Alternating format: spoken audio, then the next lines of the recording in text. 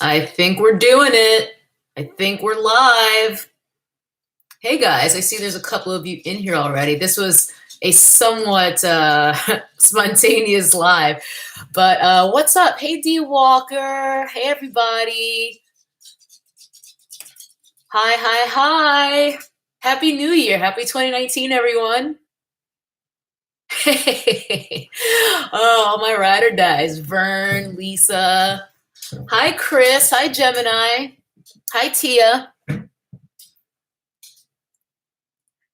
All right, so as you saw from the title of this live, I just wanted to run down the Protective Style Challenge because we talked about doing it a little bit last year toward the end when I was doing Vlogmas and I was doing lives then. Hey, hey, hey, hey, everybody. Hey, Bayou Bella. And by the way, this is just tea because I'm technically Whole 30ing right now. I mean, I'm not really doing a Whole 30 because I'm going to New Orleans not too long from now. And I'm not Whole 30ing when I'm there because fuck that. But this is just tea today, not a hot toddy, no alcohol. But yes, Tashi, we in here. Hey, Shelly. But yeah, the Protect Your Ends Challenge. Just a little bit of backstory. This challenge I came up with like back in the day. I used to read a blog called Black Girl with Long Hair. I don't even know if that blog still exists or not. I have no idea. But I was a pretty active reader, and I ended up kind of developing a relationship with a girl who ran the blog. And I created this Protect Your Ends challenge to do in the forum that she had for Black Girl with Long Hair, because there used to be a forum. And I just happened to have a copy of the rules. I did the challenge once on my YouTube channel, like maybe 2 years ago. And I was thinking of doing it again. So we doing it. Happy New Year, everybody. Happy New Year, Kiki. Yeah, welcome, Keeping It Real. Welcome. So since we're all here, I figured I was planning to just do a regular announcement video where I was going to give you guys the rundown of all the rules, but it just seemed more fun to do a live. I'm a pretty spontaneous person, so I said, fuck it. We're doing it live. So do have the beanie. No, this is just by Adidas. They definitely don't have satin inside it. But sometimes what I'll do is I'll just safety pin a satin bonnet from like a beauty supply store inside a regular beanie for that reason. But I haven't even bothered to do that. The challenge hasn't started yet, so I'm not being uber precious with my hair strands. So hello to everyone who's just joining. I'm going to run through these rules really quickly. They're also in the description box already. I added them before I went live. So the dates for the Protect Your Ends Challenge, it's going to start Wednesday, January 15th. I figured that would give you guys the rest of this weekend as well as one more weekend to get your hair put up if needed. Otherwise, you can always just do like Dookie braids, Miss Sealy braids. You are not required to do like a long-term protective style like this for this challenge. And I'll get into that in the rules a bit. But if you want to, you have time to kind of figure out if you need to do it yourself and get your hair or whatever, or if you need to make an appointment with a professional. So it's going to start Wednesday, January 15th, and it will run until Monday, April 15th. So that's a 3-month challenge. The challenge rules are: number 1, hair must be hair must be styled in a way that keeps the ends tucked away and protected at all times. This includes buns, tuck and roll styles, updos, head wraps, turbans, wigs, and sew-in weaves.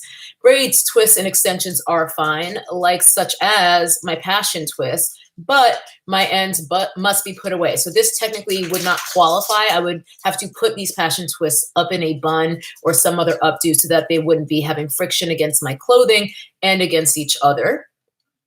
Pretty much any style you choose is fine as long as your ends are tucked away and protected.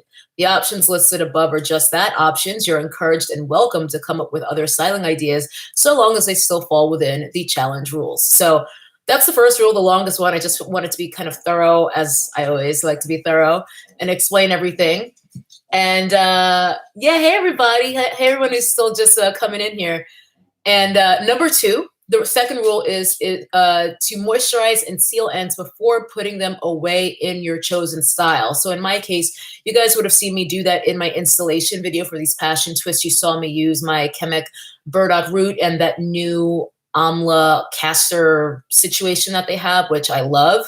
And throughout the time that these are in, I'll continue to just mist them and maybe add a little oil on top if I need it. Perhaps even I'm thinking I might do my dry deep conditioning on this hair in another week or so, just to give it a little bit more of a moisture boost. I do have a video on that. It is called How to Deep Condition a Protective Style Without Ruining It. So if you don't know what I'm talking about, it's on my channel. And come to think of it, after we're done here, I'll also link that in the description box. The second and a half rule is to keep your hair well hydrated at all times through whatever method works best for you. And that goes back to what I was just saying about my plan is to use my DIY aloe spritz and probably just a light oil on top as needed. I generally don't need to do that more than once or twice a week when my hair is in a style like this, particularly when I'm keeping it up in buns. Number 3, no direct heat styling, as in none. So I'm going to have to put down my beloved thermal brush that a lot of y'all know. Y'all know I love that brush. It's changed my life. But I cannot touch that brush once this challenge starts, which is going to be before these passion twists are out. So I won't be seeing that brush again until April. Indirect heat, which would be things like roller sets and hooded dryers, whatever, those are okay as far as I'm concerned, as long as used within reason. Don't go nuts even with a hooded dryer. Number 4, snip out any split ends or single strand knots whenever you encounter them using hair shears. For the love of Ray J, do not use kitchen scissors or any other household scissors. Hair shears, hair shears, hair shears. You guys know I picked up mine that I love. I linked them in my most recent video because I forgot to include them in my hair favorites. And that is another thing that I must remember to add to the description box of this video when we're done. And that's just to make sure you keep your ends in good shape, because we all know the point of protecting our ends is so that we can actually see the growth that's coming from our scalp. If your hair is breaking off at the same rate it's growing, it seems to never grow at all. And then if it's breaking off faster than it's growing, then you're getting an involuntary haircut. So that's why we do protective styles. That's why we preserve our ends. And the last rule is that each of us gets 3 one-day passes to wear a style where the ends are free/unhidden. So for example, if we were in the challenge right now, me wearing my hair down like this would be one of my one-day passes, and I would be able to wear my hair down like this 2 more times. So hopefully that all makes sense. I hope you guys have a pretty good clarity on what the rules are. It's nothing too serious. It's mostly just about being consistent. So yeah, and BT dub, I'm also going to be oiling my edges and scalp. At least I'm going to shoot for 3-4 times a week with that scalp oil that I shared with you guys in my year-end hair favorites. I know oiling of the scalp is a very polarizing topic. Some people are very, very, very against it. I am not. My thought, or stance, I should say, is scalp is skin. And when the skin on my body or my face gets dry, I moisturize it. And I feel the same way about my scalp. And I tend to get very dry on my scalp. I don't really deal with dandruff and flaking, but I do find that the roots of my hair is where my hair often feels the driest. It just doesn't seem to retain the moisture I put on it as well. So I do like to oil my scalp, and I have found that that oil seems to have given me a bit of a boost in terms of helping my edges to be the best they can be. I'm never going to have full edges because that's just not the way I'm made, but I like that oil. So I'm going to be using that about 3 or 4 times a week. Already linked in the description box because I knew I was going to mention that if you want to check it out. It's the one from Blue Beautifully. And that's it. So my plan is I'm going to be doing these passion twists for another couple of weeks. I'll probably take them out. They're lasting better than I expected, so I'm hoping to be able to stretch them to 5 or 6 weeks rather than the 4 that I figured they would last me. And then after that, I'm probably going to go right into another long-term protective style that I can keep my ends tucked away. I'm thinking maybe even boho locks, because the way I do them, my ends are already tucked away, but I can have the appearance of having my hair down. So that might be my next protective style. So let me know what you guys have in mind for your protective styles. I know some of you guys are saying that you're already deep conditioning and in prep mode for your protective style. So let me know what you have in mind. All right, so I'm going to try to catch up on your little chat here because I was running through the lists. Oh, Smurf. Okay, box braids. Yeah, good old-fashioned poetic justice box braids. Can't go wrong. Let's see. If you have a short tapered haircut, you don't have many styling options. That's true, and it isn't. I mean, as I listed in the rules, you can always do turbans if you like, or if you want to do, if you're comfortable with wearing wigs, you can always try that as well. But I mean, if your hair is super short and tapered, it's less important for you to protect your ends at this stage because they're not that old. They're so fresh. There's not that much to protect. So it might not even be worth it for you to do the challenge, but you're welcome to give it a go. Um, I have Puidri. I have no idea what you're asking. Um, Danielle Tom. So even with our hair in a protective style, it has to be up. Yes, because in my opinion, this is not necessarily a protective style in and of itself, passion twist. It's somewhat protective because it keeps my hair strands organized and reduces the amount of tangling compared to my hair being free. But to me, a truly protective style protects the ends of the hair, getting them up and away from any friction from clothing or even against each other. So updos, or even just having your hair tucked away in a turban, a wig, a bun, whatever, all those to me are fully protective styles. And that's why it's a challenge, because it's easy for me to do this and still let my hair get mechanical damage from daily friction. But it will really be protecting my hair a lot more to keep my hair in a bun, which is what I tend to do most of the time and how I have the most success when I'm trying to retain length aggressively.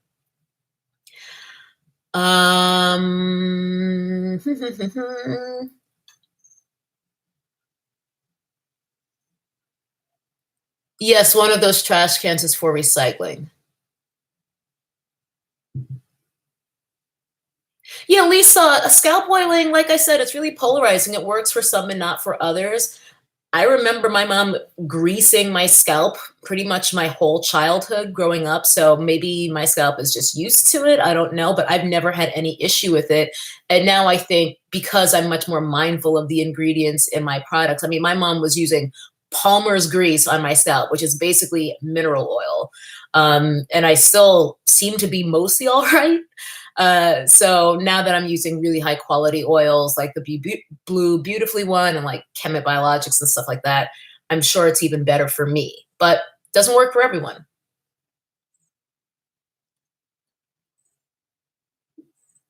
Oh, naturally coilista or coilista. I'm not sure how to say that, but yeah, I've never tried the rice water stuff. It seems kind of involved, and I feel like my routine is involved enough. But maybe one of these days. Mini twists under a wig, great way to go. Lots of versatility. You can still get to your hair if you want to, if you just want to let your scalp breathe. I've never had a sew-in in my life. I don't think I could handle it. I don't think passion twists would survive washing, so I haven't been washing them. I'm gonna give my hair a wash when it's out, but in the meantime, I would just refresh my scalp. I'm probably going to very soon, the same way I did in my how to deep condition a protective style without ruining it video. Melissa, you're going back to your wigs for a bit. I think it's a great time of year to wig it because you guys know I always call them hair hats, and it's cold. So why not wear just a hair hat instead of a hat? It's win-win.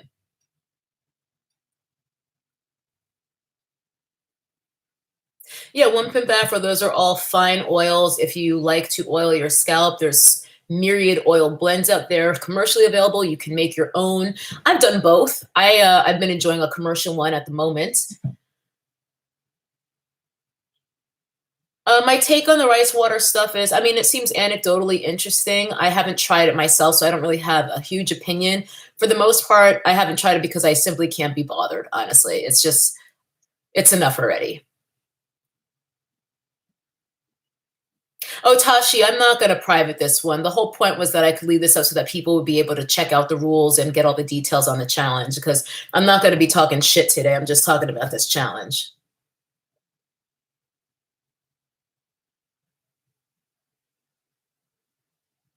Tia, your hair is in flat twist. You don't know how you want to style it for your birthday in a few weeks. My birthday's in a few weeks too, and it will be shortly after I'll have taken these out. So I have the same dilemma. I'm trying to figure out what I want my birthday hair to be. That's such a black girl dilemma. It's just like, what's my birthday hair gonna be? One pimp afro. I love head wraps too, and I have so many. So I'm definitely, I feel like I haven't been wearing them because 2018 was a big year for more like long-term box braid and faux lock type of styles for me. So I really underutilized my head wraps in 2018 and I miss them. So I think I'm gonna be using them a lot in this protective style challenge. Summer Scott, I would not try yarn locks because ain't nobody got time for that. I remember there was a moment like back in the day on YouTube, like when the natural hair scene first really began, and yarn locks were having a moment, and people were talking about spending days, literally days doing them, and I was just like, "Girl, that ain't gonna be me." Mm-mm. That's the main reason I never do box braids. I love the look, but I ain't got time for that. I always do twists and I do them rather large, not only because I like the look of medium large size kinky twists and I guess in this case passion twists, but I cannot spend more than a few hours doing my hair. I'll do like 8 hours or so, but if it's taking me longer than 8 hours, I'm not doing it. Your new hair is sister locks. Well, I guess you barely even need to protect. Well, you still have to take care of your hair even when it's locked, though. My mom has sister locks, Mrs. Fancy Roberts.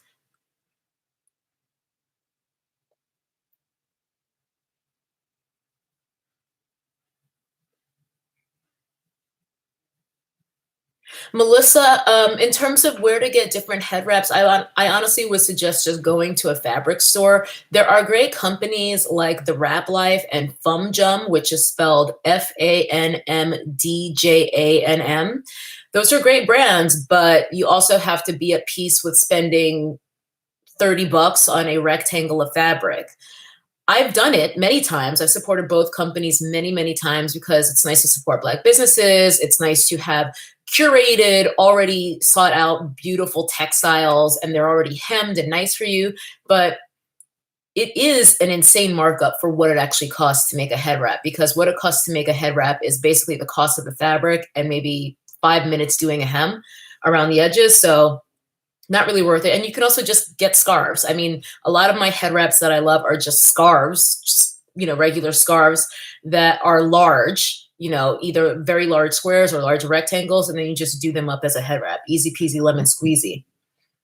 Am I going to try out the new boho locks colors? I'm not even sure what the new colors are, Miss Callie. I'll have to check that out, but possibly. There's a paranormal activity going on behind me. I think it's probably just a candle.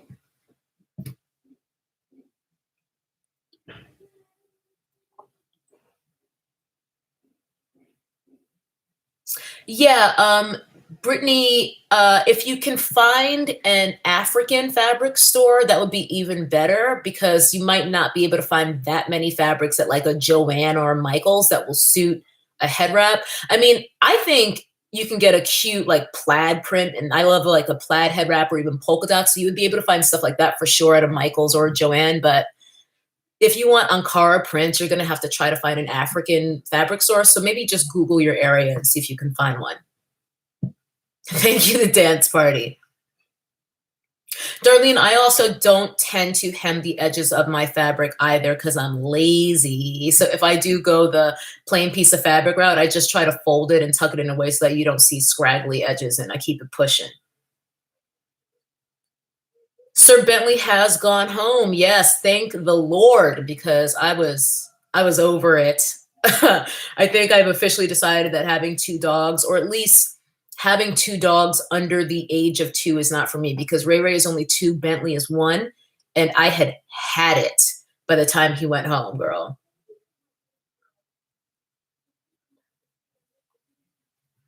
Shanette, that's always a debate whether you need to give your hair a rest between protective styles like, kinky twists and things like that. I usually give myself a week, sometimes longer. I mean, sometimes I just don't have time to put another style right back in, but I don't know. I don't really fret too much over it. You really kind of have to figure out what makes sense for your hair. If you have thick hair, fine hair, dense hair, low density hair, stuff like that, the texture.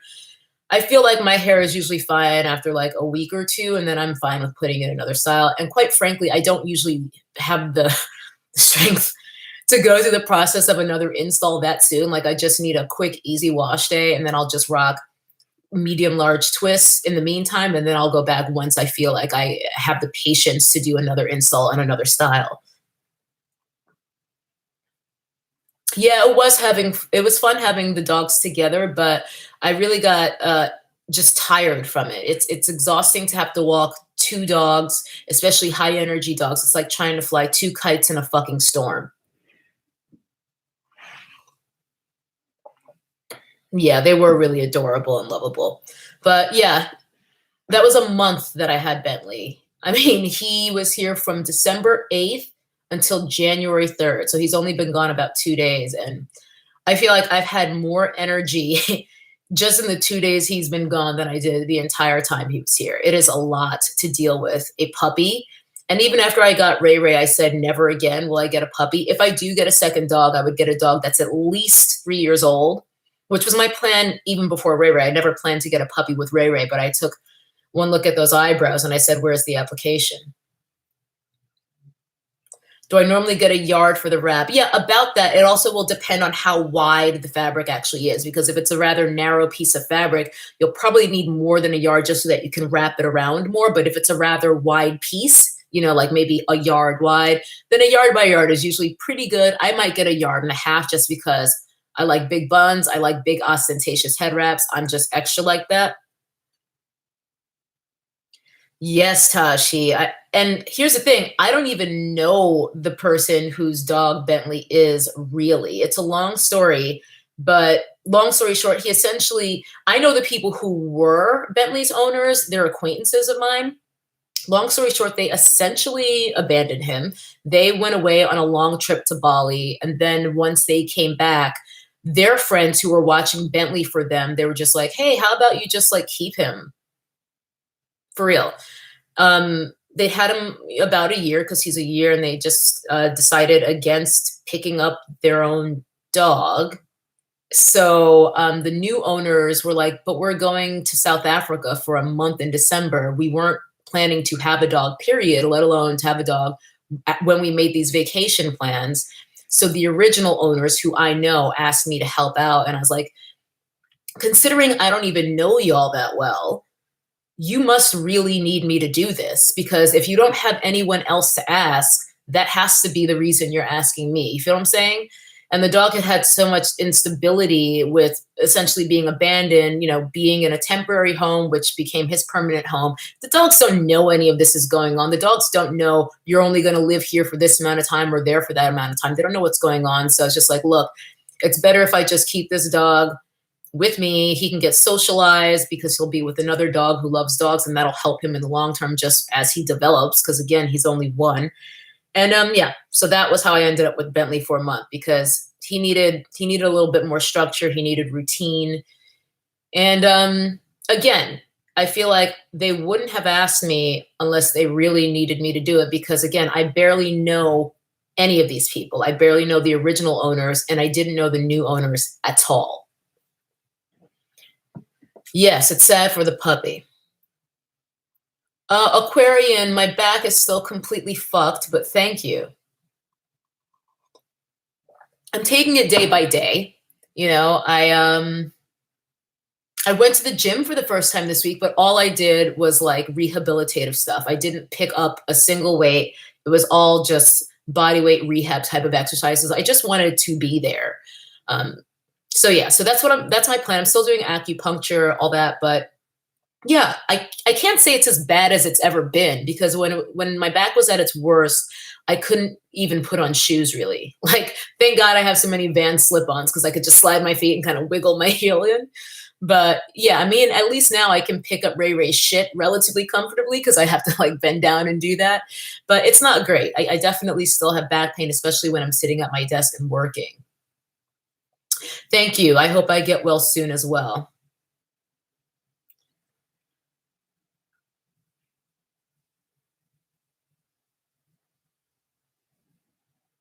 Oh, Alyssa, you just ordered some boho locks. Yeah, I really love them. I think, obviously it's a financial investment, but I just love the style so much. And I don't think that I've ever seen another faux lock that looks quite like those. You know, there's lots that have come out from beauty supply store brands and things like that, but I feel like the boho locks are the Cadillac, the Cadillac of faux locks.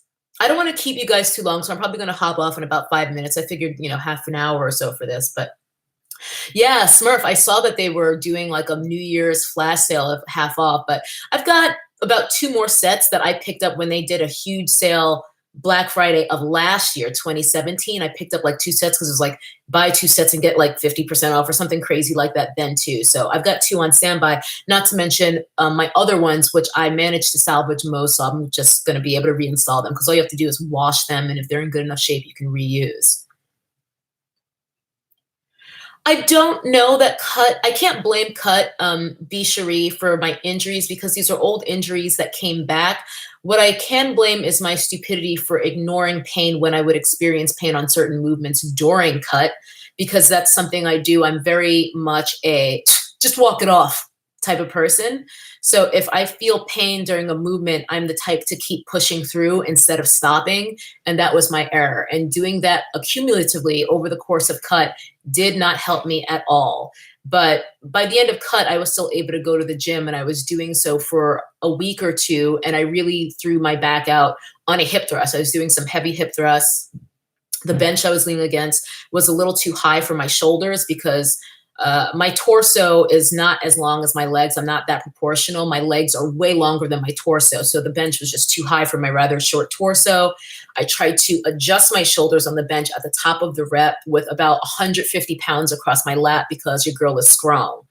But that was lights out.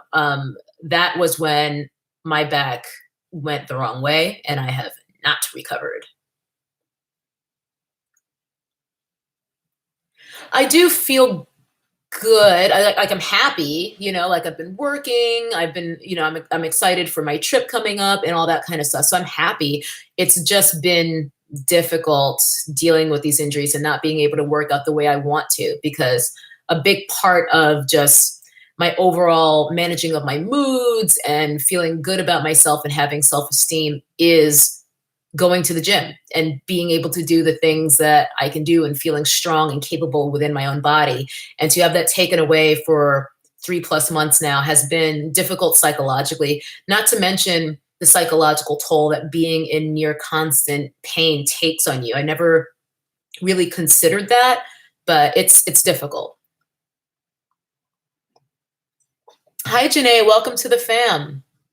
Bayou Bella, I'm definitely going to try her new program Home, but I probably would want to try Move first because I bought Move and Cut together basically. And I decided to try Cut because Cut had just come out and it sounded more in line with what my goals were at the time, which was to increase lean mass so that I could thereby increasing my metabolism at rest and basically all the time. The more lean mass you have, the more calories you burn, period.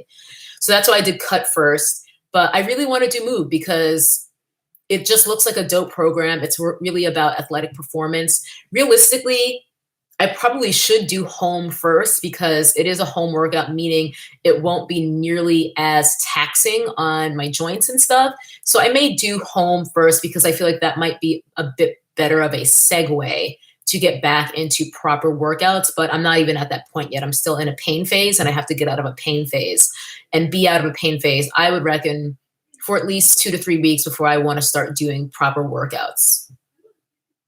Impeccably fit. You finally made it. I'm about to jump off, baby, but welcome. Oh, Shanette, I mean, I understand the disappointment when you gain weight. I go up and down. I mean, you guys have seen it over the years. If you've been with me a long time, you know that I fluctuate. I have managed to decrease the severity of my fluctuations, but I think if you aren't a naturally slim person, it's a part of life, and a part of becoming more mature is being able to minimize the severity of those fluctuations as well as the frequency. So don't get down. You have the power to get yourself and your health back on track. You just have to make the choice to do so. else, Scott, I have, I mean, I've never like purchased a yoga program, and I never would purchase one because I hate yoga, but I am going to force myself to do yoga. I actually was supposed to go to yoga today, but I wound up just needing to get some work done because I had a writing gig where they needed 4 episodes done in a very short time span.